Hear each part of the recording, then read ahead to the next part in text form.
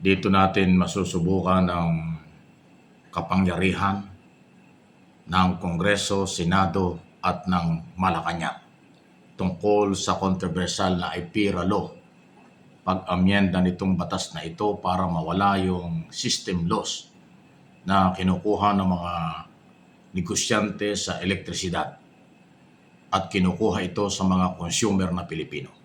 Ito yung laman ng sona ng ating Pangulo na maraming natuwa ng mga politiko at saka po mamamayang Pilipino. Pero itong si Manny Pangilinan, ang may-ari ng Meralco at involved sa power industry business, ay tutol dito at sinasabi niyang malulugi raw ng malaki. Bilyon-bilyon ang mawawala sa mga negosyante. Ito po yung pahayag niya. System there. Yes. It's not gonna disappear. Yes. Right? So who's gonna pay for that? Sinasabi, Industry?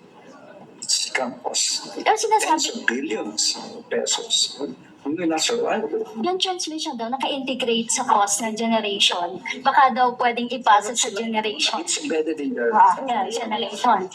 any transmission via a copper wire. Yes. You will lose.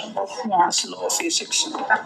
Pero kung ipasa nyo rin sa generation yung system loss, naka-embed na lang sa rates nila, pwede ba yun? But that's Ini-interview one kayo siya. solution. But then it's all of the transmission loss end to end from the land gate to our distribution. So it's the same, babayaran din ng consumers.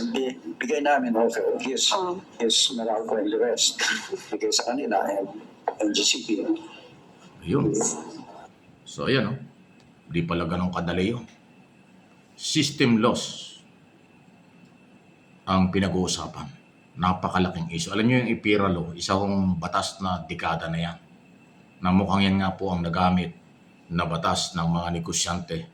Kaya naman marami ring negosyanteng pumasok dyan, business dyan sa elektrisidad sa ating bansa.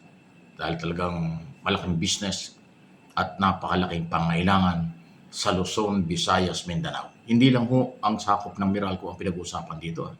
Kasi halos lahat naman ho ng gumagamit ng elektrisidad ay pinapasa sa atin yung system loss. Ano ba ang system loss? Ito po yung nawawala na elektrisidad na pinuproduce ng mga negosyante na involved sa power industry. Pero bakit man nawawala? Yun ang problema.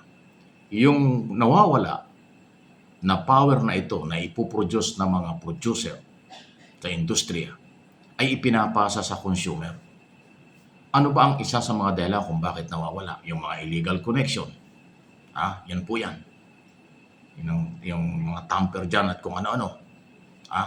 Yung maaaring yung transmission ng elektrisidad ay nasira. Biktima ng typhoon, biktima ng kalamidad at kung ano man. Nawala yung power. Yun yung kasama sa system loss. So yung nawawalang ipinoproduce nila na power, yun ang ipinapasa. Sa maraming dahilan kung bakit nawala. Ipinapasa sa consumer. Yun ang masakit. Ayaw akuin ng mga producer, negosyante, na yung pagkawalang yun, na hindi naman kasalanan ng consumer, ayaw nilang kargahin, ayaw nilang akuin. Ipinapasa nila. At tayo naman ay walang kalaban-laban kasi nasa billing yun. Yan ay ang epekto ng IPIRA law na kaya dapat amyendahan. Kaya siguradong matinding pag-uusapan ito sa Kongreso at Senado dahil definitely talagang may maglalabi ng malalaking negosyante para pigilan yan. Magre-react ang mga negosyante, hindi lang si Manny Pangilinan. Maraming mga big time na nagpo-produce ng power ang ayaw nito. Kaya itong hamon na ito at sinabing ito ng Pangulong Marcos, dito natin makikita yung political will na kanyang liderato. Kaya niyang banggain hanggang sa dulo ang mga negosyante. Ang mga congressman ba at senador ay kaya ding humarap dito. Baka pagka dumami na yung mga naglalabi, nakikiusap, at kung ano pang gagawin para huwag magawa ng Kongreso at Senado ang pag-amyenda ng batas. Ay alam naman natin, hindi man lahat. Itong malalaking negosyanteng ito hindi lang producer sa elektrisidad. Ito rin ang mga financer. Ito rin ang tumutulong sa malalaking politiko at political party sa ating bansa. Pagka sinilip dito yung utang na loob at ayan ho yung magiging problema. Pero sa totoo lang, lahat tayo ay biktima ng system loss na ito na ating binabayaran. Kahit mga politiko, kahit ang Malacanang nagbabayad niyan, kahit ang Kongreso, Senado, local executive at lahat ng mga negosyante, nagbabayad din, hindi lang ang simpleng mamamayan. Kaya lang, hindi ramdam ng gobyerno ito kasi pera ng bayan ang ibinabayad nila. Yung konsumo ng Malacanang, konsumo ng Kongreso, ng Senado, ng lahat ng ahensya ng gobyerno, ang mamamayan ang nagbabayad yan. Kaya hindi ramdam ng gobyerno yan kasi pera ng bayan. Pero yung individual na mga residente, maliliit na mga negosyo o kahit malalaking negosyo, lahat yan nagbabayad ng system loss. Kung mawawala yan, tama yung sinabi ni Mr. Pangilinan, bilyon-bilyon ang mawawala sa kanila. Pero papabor naman ito sa mga maliliit na consumer, maliliit na mga mamamayan. Ay sino ba ang pinapaboran? Ang pinapaboran ng pamahalaan ni Pangulong Marcos, kaya ito'y gusto niyang baguhin, kaya gusto niyang ipatanggal, kasi nga naman, wala naman hong kasalanan ng consumer dyan kung bakit mayroong system loss. Tapos sa kanila papasa. Ang pinakamaganda sigurong gawin, hindi lang yung pag-amyenda ng batas. Gumawa ng paraan ng pamahalaan at ang mga negosyante, paano mawala yung system loss na yan? Paano huwag mawala yung power na yan na naipuproduce nila para wala nang ipapasa sa mga consumer.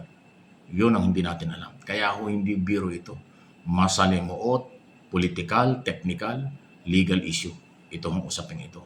Kung magkakaroon ng political will, ang lahat ng congressman at senador, na kahit na anong paglalabi, kahit na sino pa ang mabangga nilang ito ng mga negosyante, ituloy nila, amyandahan yung IPIRA law para mawala yung system loss. May pag-asa tayo. Pero pag ito'y napolitika, umiral yung impluensya ng mga negosyante sa mga politiko sa Kongreso at Senado, mababaliwala yung gusto ng Pangulo. Ang sabi ng Pangulo, hindi lang pakiusap, gawin natin. Yun na sinabi niya doon sa SONA, gawin nyo, baguhin ang batas. At willing ang Malacanang tanggalin yung VAT, value added tax. So pag nawala yung system loss at value added tax, definitely bababa ang babayarin natin, ang bayarin natin. Kung kailan, hindi natin alam yan. Matagal pong debate ito. Hindi ito kakayanin ng 3 buwan, 2 buwan. Sana ito'y matapos bago magpasko, pero mahirap din. Pero sana bigyan ng priority. At ang magandang balita, sabi ni Senator Erwin Tulfo, meron na hong gagawing pagdinig ang Senado. Dahil isa siya sa mga nag-propose na yan ibaguhin. Sa Kongreso, meron din mga proposed bill na nakapile na tungkol dyan. Hindi ginalaw. Dahil alam natin kung bakit hindi nila priority. Ngayon, magiging priority na yan. Nagising sila. So tulungan natin. Walang personalan po, information lang po. Paborito sa maraming Pilipino o lahat ng Pilipino. Kaya lang ang mga negosyante ang tatamaan dito. Ayaw nila.